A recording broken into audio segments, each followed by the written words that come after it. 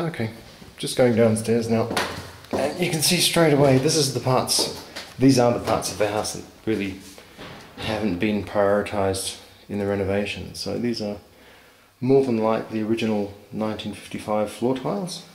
We don't really know.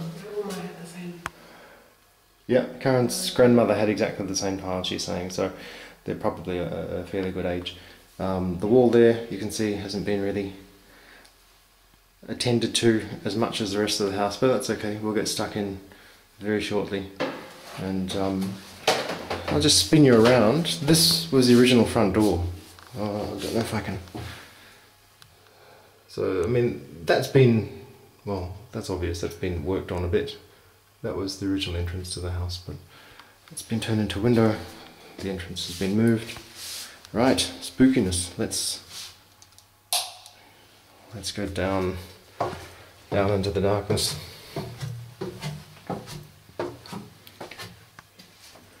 Like I was saying before, there's no lack of space to put stuff. We're going to have to be careful that we don't just start accumulating things for the sake of accumulating things.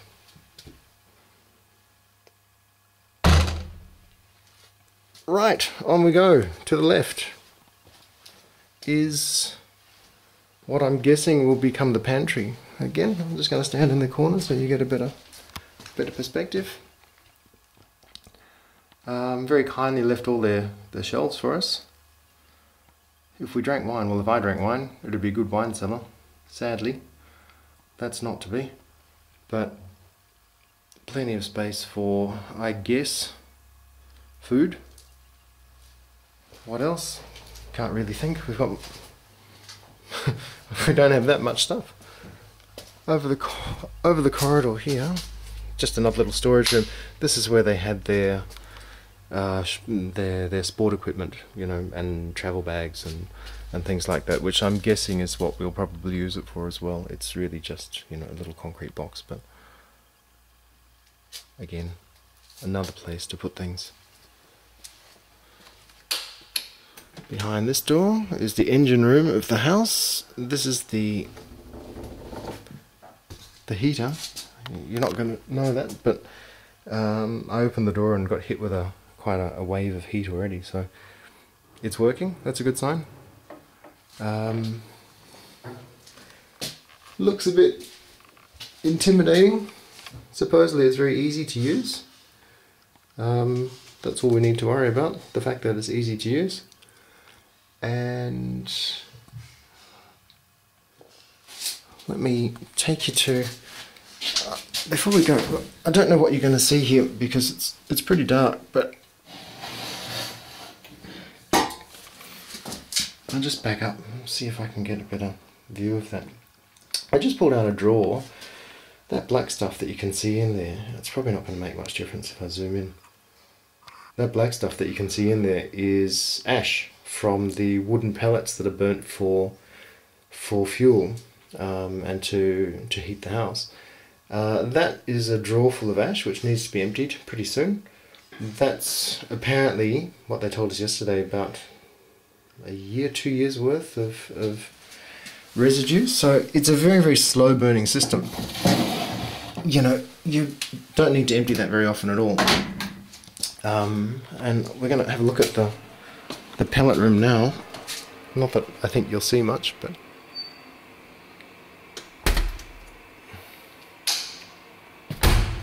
okay. We have a little bit of light, but I don't know that that's, yeah, you got my shadow in the way.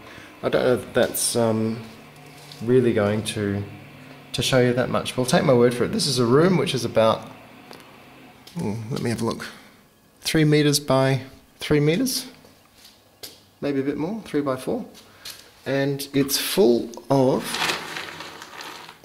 I'll just pull my hand out, it's full of these little pieces of compressed wood which look like all bran, and the idea is that once every 2 or 3 years you call the wood guy, he'll back his truck up to the road, put a big hose into the entryway into this or the access point, I should say, into the room, and fill it full of these wood pellets, which then get ground up into a very fine powder, somehow transported into the heating system next door, which is used to warm up your house.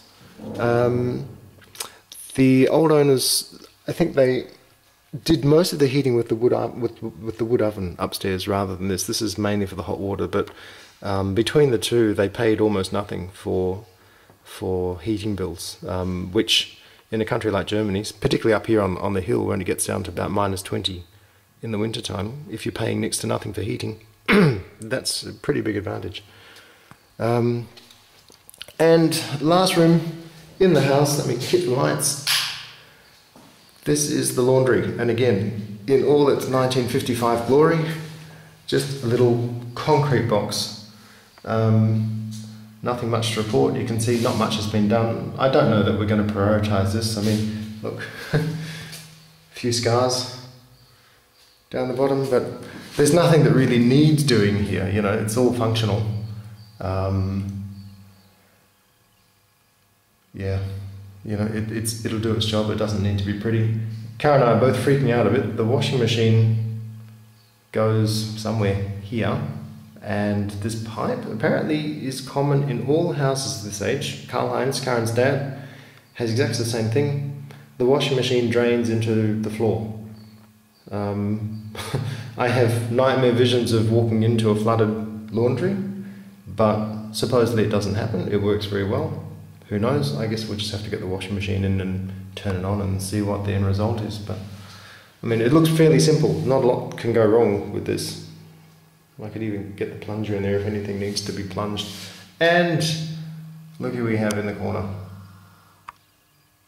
A souvenir, not from the last family, but from the original builders of the house, who were very, very